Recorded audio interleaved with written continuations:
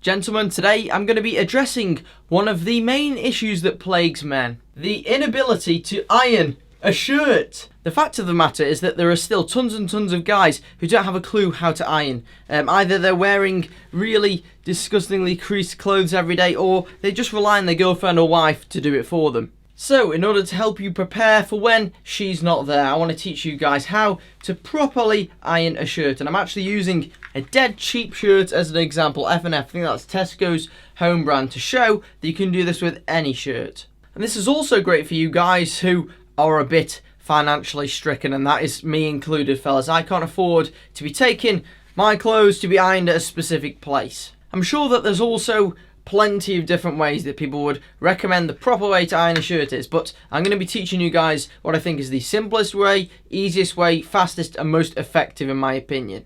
Okay chaps, so let's begin with the stuff that you're going to need to iron a shirt. Now obviously you've got to have an ironing board.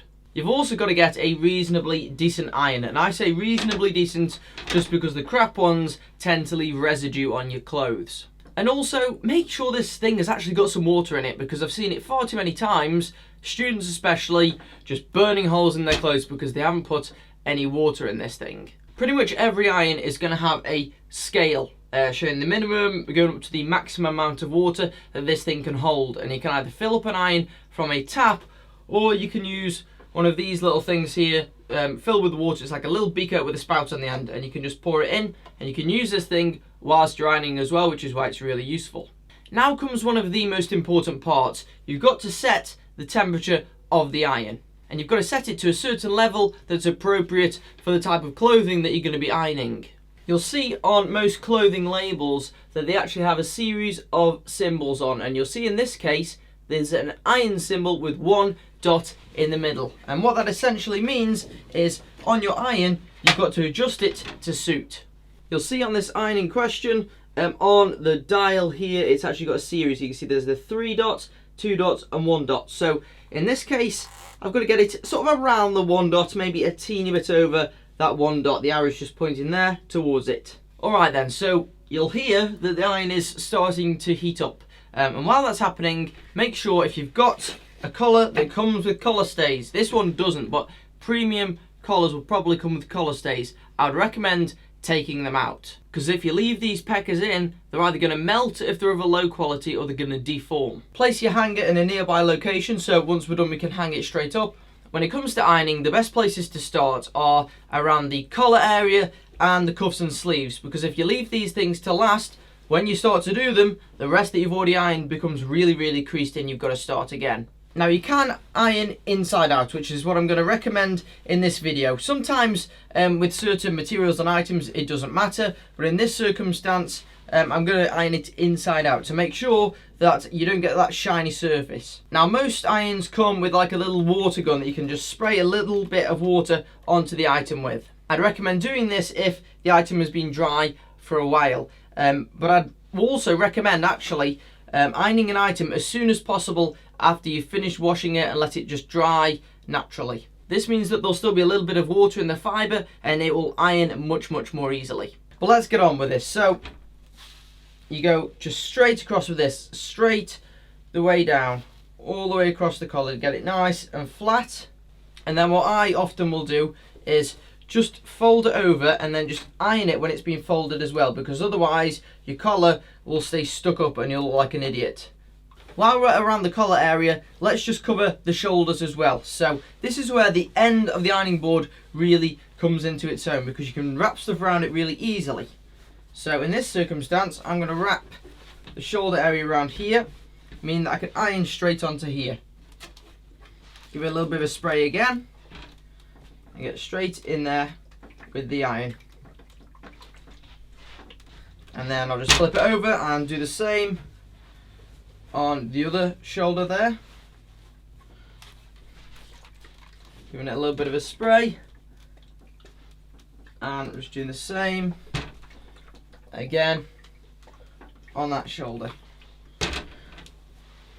So that's the shoulders done, and the collar area is also done. Now we're on to the sleeves. I'm actually going to do the sleeves the regular way rather than inside out, just because I find it a bit easier. So I'm just going to lie this thing nice and flat, and you'll notice I'm trying to pull the material nice and tight so there's no creases, because otherwise, if we iron on top of the creases, it'll leave a crease that's really, really hard to get out. So I made it as nice and tight as possible, flat onto the ironing board surface, and it's just the same process again. Give it a good soak, even all the way onto the cuff, and now we're ready to iron. And I'm just pressing on really super easily, just keeping it nice and tight. And I've actually done the width of the sleeve onto the seam that runs through all the bottom of every shirt sleeve, so that's the best reference. Go from there, pull it as tight as possible all the way up to the top, and you're left with a lovely flat straight sleeve. So I've almost done that section, and then onto the cuff as well at the end. Just roll it, get it nice and flat, and just roll it from the inside there. It's best to do this. Don't fold the cuff and iron it flat, because the problem is if you fold the cuff and iron it flat, you're left with a big crease in the cuff, and you want the cuff to be nice and round. So give it a good little spray and sort of roll the section like this, and then move upwards and then roll the top section there. Easy peasy. Let's try do the sleeve nice and quick. So I'm getting it nice and flat, removing all the creases from it so that it makes the ironing way quicker.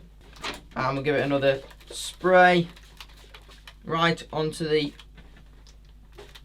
cuff at the end. There we go. Now we can begin ironing.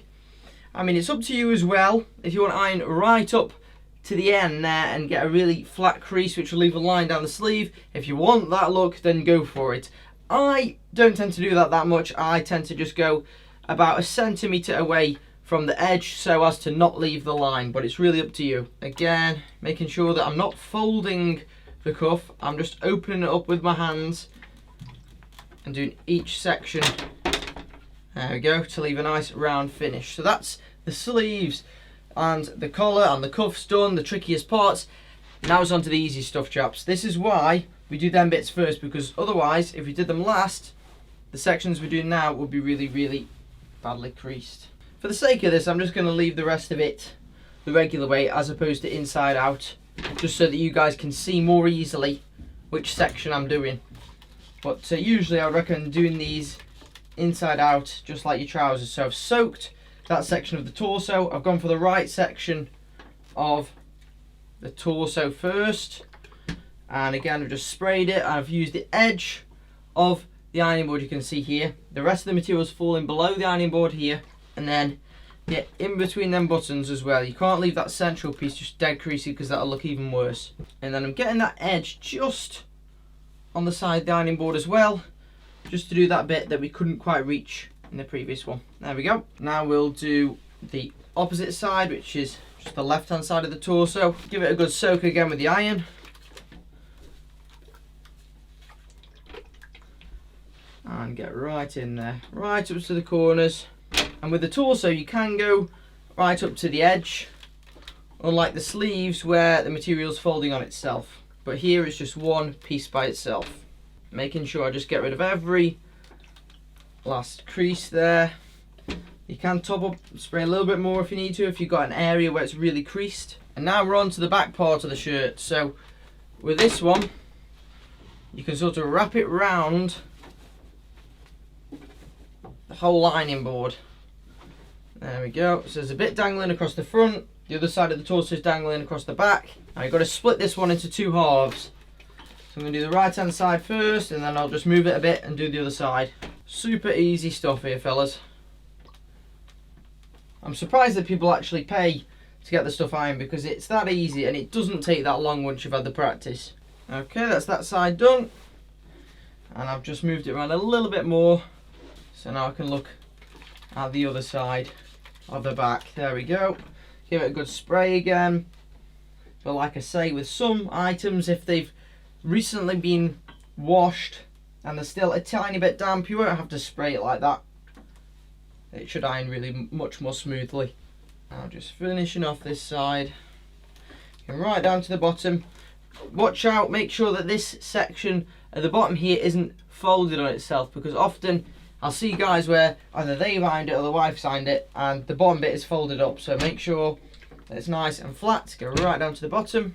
Okay, and once you're done, whack it straight onto that hanger because you want to make sure that no creases form from the item folding, and then button it up just like this to make sure that the torso is pulled nice and tight across to make sure that there's no more creases that are going to form.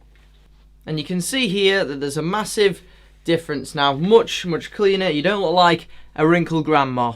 So there you go, fellas, it's way easier than you think, and it only takes a few minutes at most, so you've really got no excuses for going around wearing creased clothes. I want to know in the comments section below who normally does your ironing, and after watching this video, will you be giving it a try? Hopefully you found this video both useful and educational and it'll make a difference to your life. If that's definitely the case, make sure to leave a like on it to let me know. And also, if you're new around here, you want to see some more similar videos to this, make sure you subscribe to the